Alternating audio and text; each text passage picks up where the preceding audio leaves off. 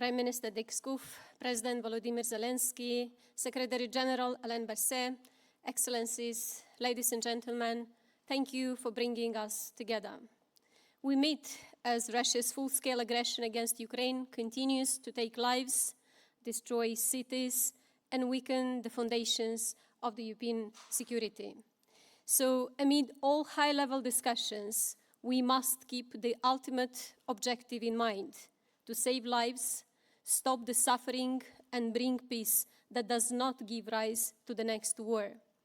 Moldova supports all efforts that bring an end to the war and the suffering it causes, all efforts that lead to a dignified peace, and all efforts that prevent a future war, because how this war ends will shape Europe's future. In this sense, history is consistent. Peace without accountability rarely holds. Where responsibility is affirmed through law and institutions, societies recover. Where accountability is avoided or postponed, violence returns, often in more destabilizing forms. Accountability is about creating the conditions for peace that endures. And therefore, accountability is a condition of security today and for the future. But accountability is not only about Ukraine, and it is not only about one aggressor and one victim. Accountability is about Europe, about every country in Europe. It is about whether Europe as a whole is willing to defend its peace.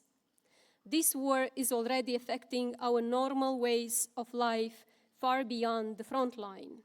Drones violate European airspace, disrupting travel plans. Critical infrastructure is targeted through sabotage.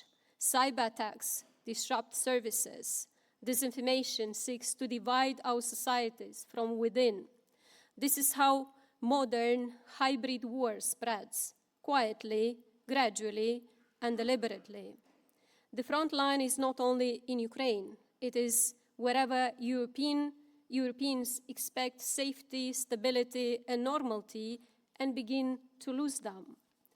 This moment is about Ukraine, but it is also about whether free and sovereign nations in Europe can protect their people from evil and harm, whether we, Europeans, can hold together in solidarity to defend our way of life, our democracies, and our peace.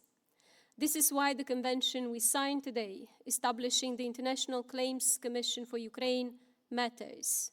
This matters first and foremost for people, for those who lost family members, for those whose homes were destroyed, whose lives were forever changed. Law cannot undo loss, but it can recognize harm, restore dignity, and affirm that suffering is neither invisible nor forgotten. Secondly, it also matters for the international system. Accountability, when it is credible, predictable, and institutionalized, tells aggressors that violations will be recorded, assessed, and addressed. Third, the way this commission has been created sends a signal. It affirms multilateralism and a rule-based international order. At a time when some argue that power alone should decide outcomes, Europe is stating something different, that stability depends on law, cooperation, and shared responsibility, especially for smaller and more vulnerable states. The Council of Europe has provided a credible institutional framework for this effort. I also wish to acknowledge the role of the Netherlands. The Haga has long stood as a center of international law, and its engagement has been essential in moving this effort forward. Ladies and gentlemen, we should also be clear-eyed about the reality on the ground. Ukraine is resisting. It continues to defend its territory, its people, and Europe's security. Russia has not achieved its objectives. Every meter of advance in Ukraine comes with colossal human and military costs for Russia. This war will soon last longer than Russia's participation in the Second World War. The fact that Moscow has still failed to take the Donbas is evidence of Ukraine's extraordinary capacity to resist and adapt. President Zelensky, Ukraine's resilience matters far beyond its borders. It preserves Europe's peace. Europe's security now depends on whether Ukraine is supported and whether Russia is denied the capacity to continue this war and prepare for the next one.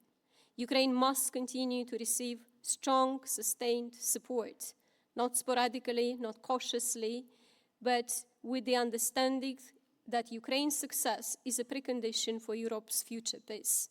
Supporting Ukraine now is an investment in preventing much larger conflicts later. At the same time, Russia's ability to wage war must be reduced. Sanctions matter. Isolation matters. Pressure matters.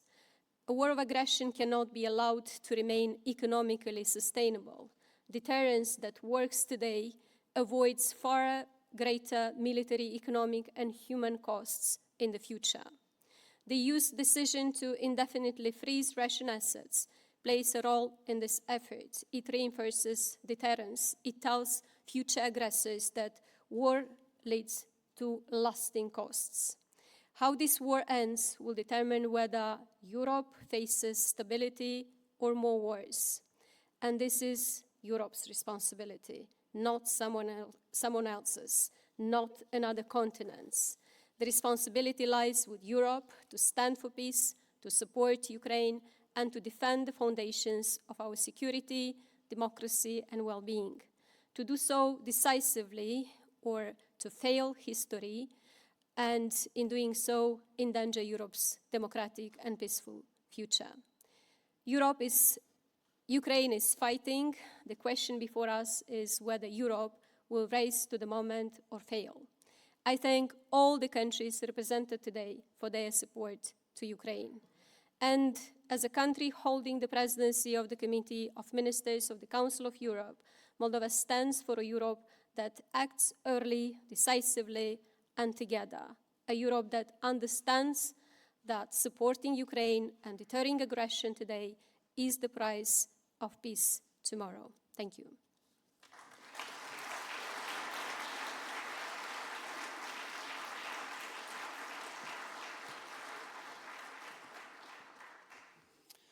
I thank you, Madam President.